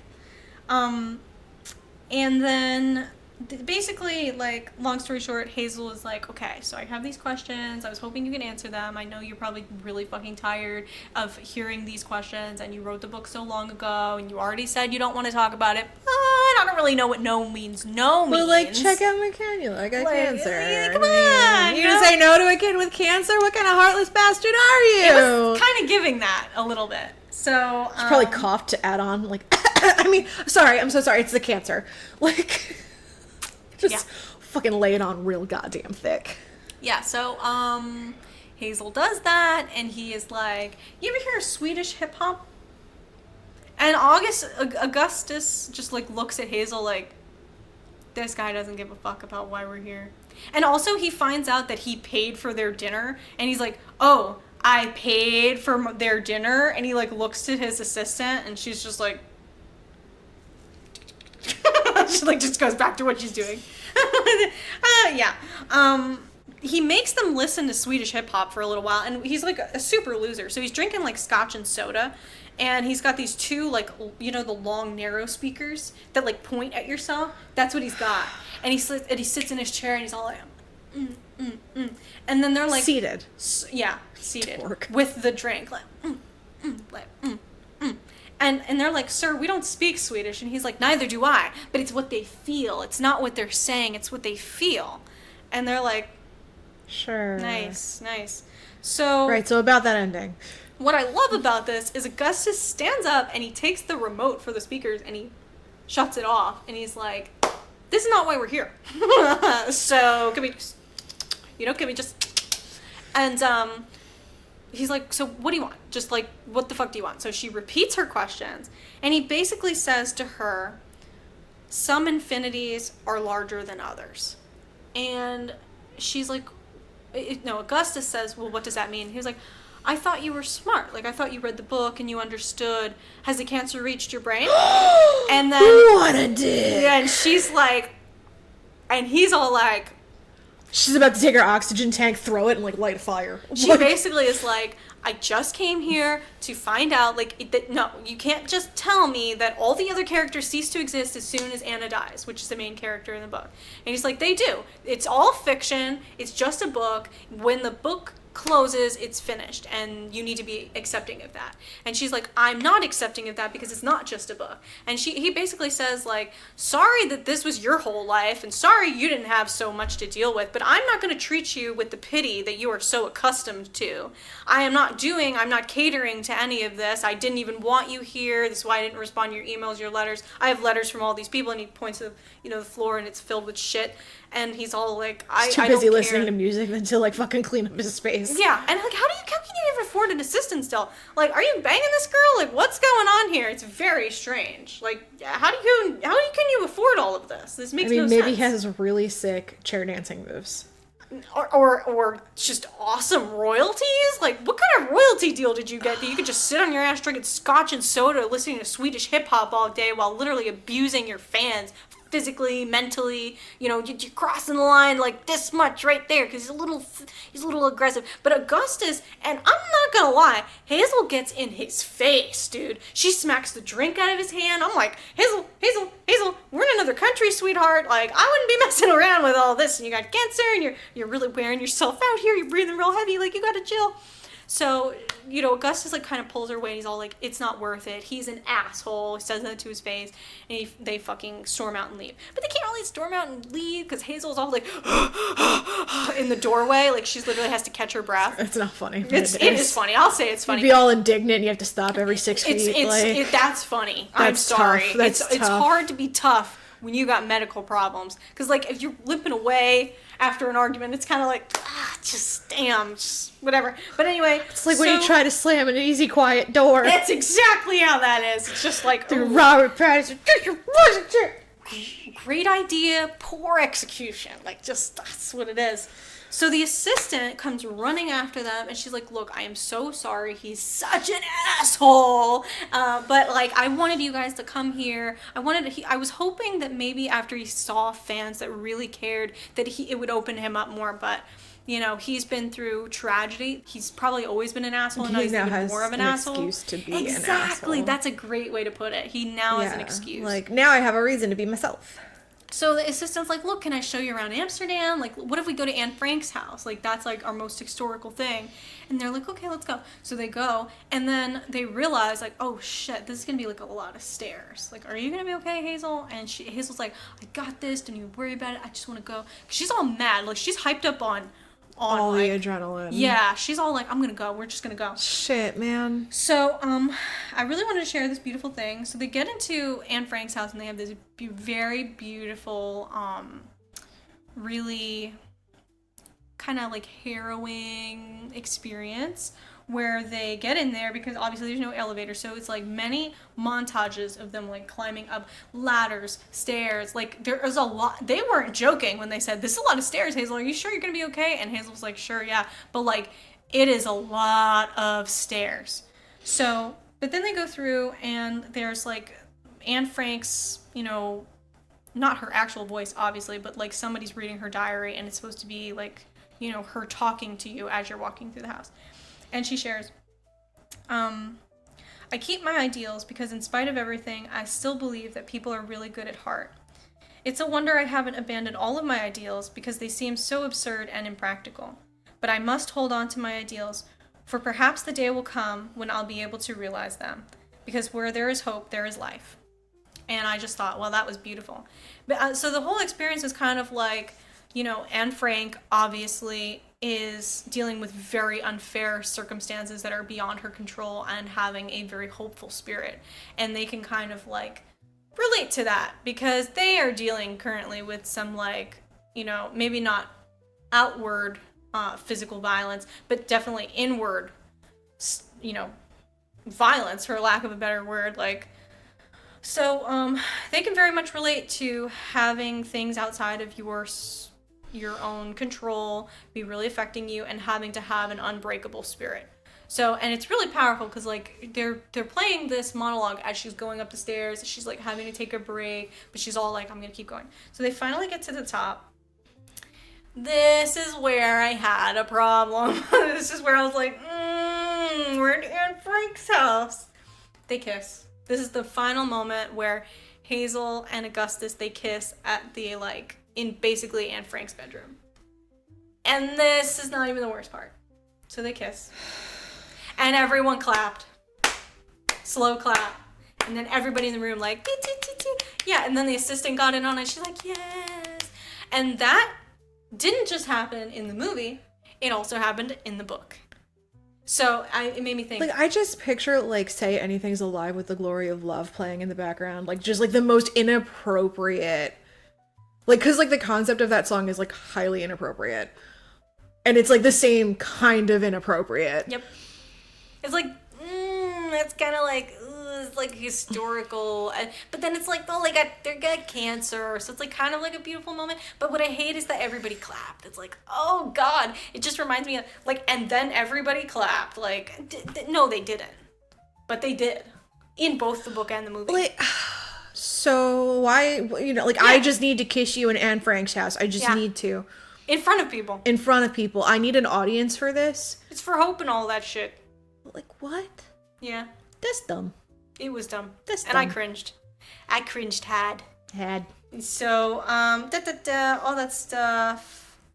Okay, and then, maybe they fucked after. Maybe that wasn't maybe Hazel Grace isn't as cheap as I thought she was, where she had sex with him after dinner. I think she had sex with him after being all mad at Peter Van Houten. So I think I fucked that up. Anyway. Yeah, but it's classic. I mean, they still had to kiss in Anne Frank's house. Whatever. That's dumb. In moments, he really looked like Heath Ledger. In the sex scene, he really did, which it kind of fucked me up. I was like, wow, it's weird. Huh. So there was that. Okay, and then they're about to leave Amsterdam. They're sitting on a bench, and it's like right in front of the water. And Augustus basically says to her, so, they kind of let me have my wish, because I'm about to die. He's like, I got the official news before we left to, do all of this, and, I was just so smitten by you. I thought, fuck it, let's just do it. And he was like, I didn't even care, like, that Peter was a fucking dick, because he was like, this trip was about us anyway. I wanted this trip to be about you and I, and, just having an experience. And he basically says to her, I want you to write my eulogy when I pass away. And she's all like, yes, I promise you. And this goes, this is a nod back to, her saying that people don't understand the promises that they make, but she's a real one. So she is like, yeah, I promise you that we're gonna do this together and all this stuff. So, and then they cry on that bench, all this stuff, and then they're on the plane, and I noticed that the oxygen, like her cannula, is actually like plugged into the top of the plane, because apparently, obviously, you can't bring oxygen tanks on planes. But then I was watching this movie with my fella, and he was talking about how, because, he does like some pilot shit or whatever, and he was talking about how the oxygen on the plane actually comes from a chemical reaction, not from where you would think it would. And I thought, oh, that's quite interesting. So that's just a small tidbit, because I had no fucking idea. So they get back, and Isaac is fucking blind now, their friend. He's completely blind. He's got the Stevie Wonder glasses. Jesus Christ, how long was that trip? I think it was only a couple of days. So, I think he was, like, maybe blind before they left, and now he's blind. I don't know. But he was blind as fuck. So, then Augustus kind of, like, basically just has the downward trend of just, like, getting really, really fucking sick. So he gets sick, he goes to the hospital. Hazel tries to visit him in the hospital. His parents, for some reason, won't let her see him. I don't know why. But eventually he gets dismissed, and he goes home. And then, or just discharged, he goes home, and then they see each other, and, they're all talking and about Gus's funeral, because he, like, literally won't stop talking about death now. He kind of changed. So Augustus kind of goes through many changes throughout the movie and the book, and towards death, you can tell he gets, like, he's getting scared, which makes sense, because he says he fears oblivion, and now he's facing it. He's face to face with it, and he is very scared. So obviously all he talks about is his eulogy and his funeral and being dead and all these things. So he really doesn't have the lust for life like he did before, which is really sad. So he becomes kind of depressed.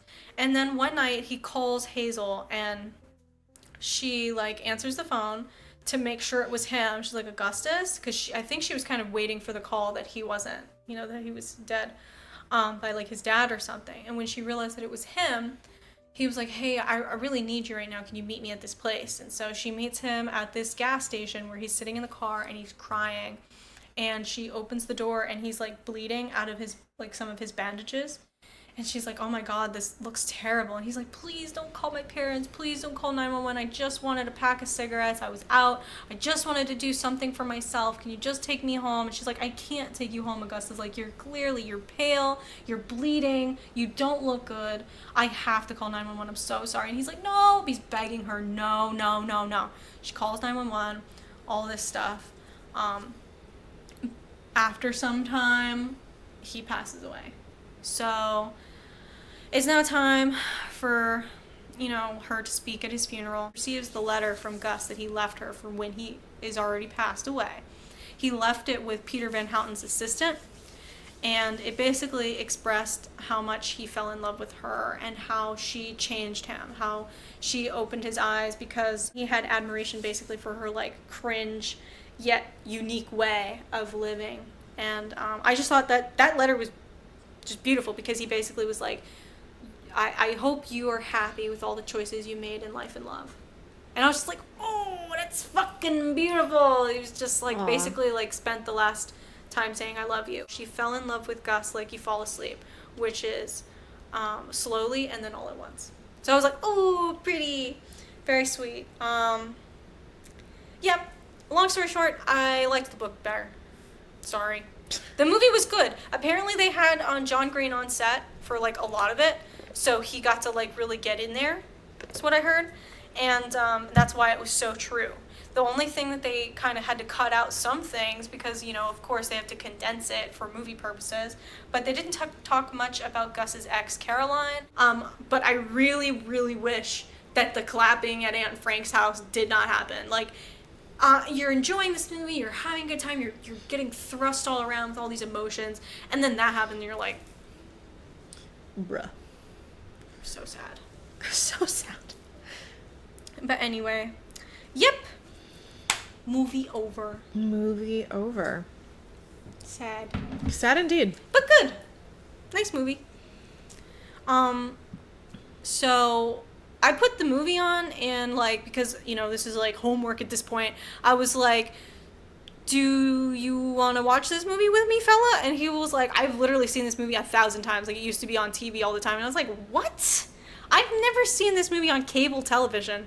So I was shocked to hear that, because I thought, like, look at me, I'm so indie, like, But no, apparently not. The Fault in Our Stars. You don't get it. Like, Panda Man's to be felt. It was a book first. Yeah. So, book first. nice. Good Yeah. shit. Just remember, reading is fundamental.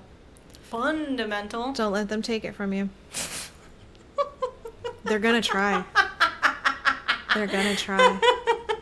I'm counting on you, Book Talk. You keep this shit alive. Good for you guys. And not just the sexy ones, okay? We need all of the books. Listen, I mean, if anyone's reading, I Shit. just care that they're reading. I don't give a fuck what you're reading. I mean, I kind of give a little bit about what you're reading. Like, you can read the one-handed books. That's okay. That's fine. You can keep those. But can you read, like, sprinkle in a little bit of, educational shit in there every once in a while, Self-help never hurt anybody. Yeah. That's There's pretty no shame. good. There's no shame. Life is hard. It's hard to navigate. Yeah. In some cases, therapy is expensive. It's true. Therapy is costing me a boatload right now, so shout out. Yep. But worth every penny, It is worth it. It is worth it. Yeah. Psychology Today. Go in there. Find a person. Dude, you can negotiate almost anything these days. See how it works. Yeah. I can't tell if this is our, like, educational episode or a mental health episode. Maybe a little bit of both. Well, I mean, they kind of go hand in hand. Oh. You need emotional intelligence. That's beautiful. Beautifully put. No. This is our literature. We're literally doing this. We lit up in this. Damn son. Hey. Damn son. I had to make it cringe. I'm sorry. Damn son. Go read a book. Yeah. Or else. Yeah, and then don't watch the movie. Don't do it. Don't do it. Well, unless it's The Fault in Our Stars. Or The Lord of the Rings. Not The Hobbit. Never The Hobbit. Which she said. Never The Hobbit. God, that was bad. Fucking waste of time. I hate it. Whenever that's like, it was like a litmus test, and I'm like, I had on like my Hinge for a while, like, you're back in the day. I go fucking bananas over The Lord of the Rings. I fucking love that shit. And then like if someone's like, yeah, The Hobbit, I'm like, get out, go, be gone, you suck. I would never speak of such things in this house. Never. Unless you're talking about the cartoon version from the 70s. Amazing. Creepy. Amazing. Creepy. I love it. Oof. They referenced it in a South Park episode. It was so good. Oh, well, I have to ruin the episode now because, so, like, that animation style, they have, like, a lot of that animation style, but, like, ye olden stuff, and there's, like, on some sites, there's some, like, you know, explicit material. Man, why does the internet have to ruin things? And it's really, but it's old stuff. It's pre-internet, well, maybe not pre-internet, but, like, old shit. And it with, like, old animated stuff. Like, it's art, but not art. And it was all weird like that, and kind of psychedelic, where, like, these pieces were big, and then they go small, and then they're, like, doing stuff and things. And that's what that frickin' animated Hobbit thing reminds me of, and I can't look back. And, so I haven't seen that. Yeah. Don't look for it. I mean, you could look for it, but... No, I'm good on that. I mean, it's silly. That's what they did. They were like, oh, it's horny and silly. Isn't that a little crazy? Let's get a little horny and silly over here. It's horny and silly. Yeah. It's like the porn that starts with the horny, like, fucking lemon thief. Have you seen that? No. Not the whole porn, but, like, the beginning of it is on the internet. Like, I saw it on fucking Instagram, and it was the funniest shit. Like, he was like, oh, I love you, baby. I love you. I hope nobody steals our lemons. And, like, they're from a fucking lemon tree or some shit. And they're, oh, I love you. She's like, I hope nobody steals our lemons. And there's this chick in this teeny-ass bikini stealing their lemons. She's like, I'm the horny lemon thief. It's so fucking funny. You gotta look for it. I mean, I don't know about the whole thing. I didn't watch the whole thing. But the beginning was somewhere circulating Instagram for a little while. And I was fucking dying. That shit was so funny. Because porn intros are so funny. They're so fucking funny. Like, the pizza delivery dude, the guy who's resetting your internet router, okay, sure. But the horny lemon thief?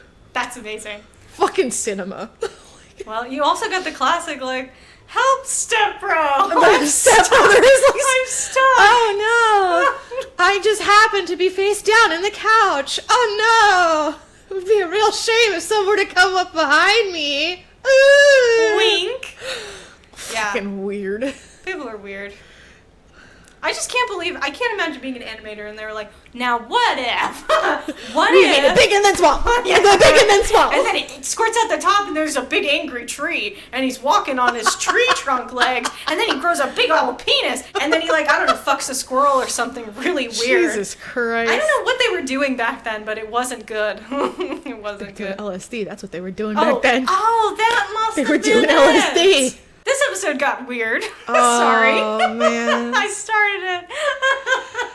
Starts with cancer, ends with Groot's penis. Yeah, you know, try not to think about that one too much. Well, ain't that just the way? And that's a rock fact. And that's a rock fact. I'm sad it's not fall anymore. I want to watch it again. Yeah, stupid winner. Stupid winner. Winner for losers. Yeah. Yeah. Yeah. Yeah. Yeah. Well, that'll do it. Read books. Do it. Yeah, do it. Read books. Go to therapy. Don't let the man get you down. And watch out for horny lemon thieves. Watch out for horny lemon thieves. Goodbye.